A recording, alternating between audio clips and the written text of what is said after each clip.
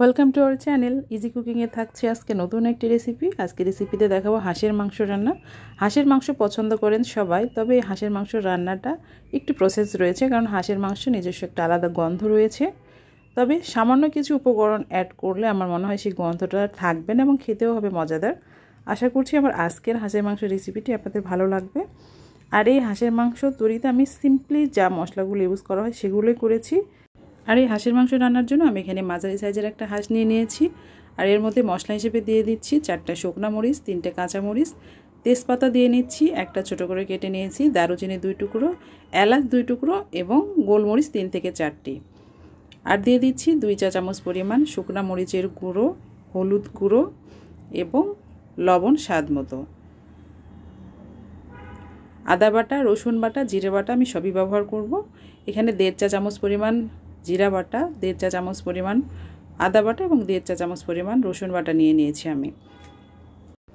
আর আমি এখানে সয়াবিন তেল এবং সরিষার তেল দুটোই ব্যবহার করছি। আপনারা চাইলে যে কোনো একটা ব্যবহার করতে পারেন, সেক্ষেত্রে সরিষার তেলটা প্রিফার করব। সরিষার তেলে হাঁসের মাংসের রান্নাটা বেশি মজা হয়। সবগুলো উপকরণ দিয়ে খুব ভালোভাবে মাখিয়ে নিতে হবে। আপনারা চাইলে হাত দিয়েও মাখাতে পারেন। আমি এখানে পেঁচুলা দিয়ে মাখিয়ে নিচ্ছি। আমি কিন্তু এই পর্যায়ে চুলাটা কোনোভাবেই অন করি নাই, কারণ হাঁসের মাংস রান্নার আগে খুব ভালোভাবে ম্যারিনেট করে নিতে হয়। খুব ভালোভাবে মাখিয়ে আমি এটা 10 মিনিটের জন্য রেখে দিয়েছিলাম।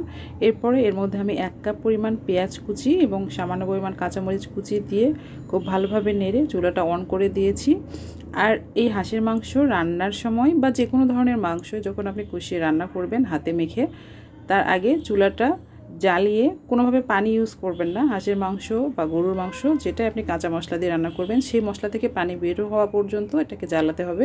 তবে পানি বের হয়ে তেল বের হয়ে অনেকেই এটাকে কষাতে থাকেন, মনে করেন যে ফার্স্ট স্টেপেই অনেক সময় কষালে মাংসটা স্বাদ হবে, এরকম কিছু না। ফার্স্ট স্টেপে আপনারা অল্প একটু কষিয়ে নিতে পারেন। আমি এখানে গরম পানি ব্যবহার করছি হাঁসের মাংসটাকে জুসি রাখার জন্য এবং ভালোভাবে সিদ্ধ হওয়ার জন্য।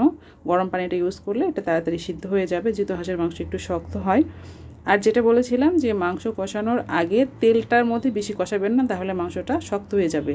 এরপরে মাংসটা মোটামুটি সিদ্ধ হয়ে আসলে আমি এর মধ্যে বগুড়ার আলু, যে লাল আলুটা, আমি সেটা ব্যবহার করছি এবং 3-4 কোয়া রসুন দিয়ে নিচ্ছি। আমি কিন্তু মাছ একদম প্রথমেই মাংসের সাথে রসুনটা দিই নাই, তাহলে রসুনটা গলে যেত। আমি রসুনের কোয়াগুলো শক্ত শক্ত রাখবো, মানে গোটা থাকবে, এই জন্য আমি রসুনটা পরে দিয়ে নিয়েছি।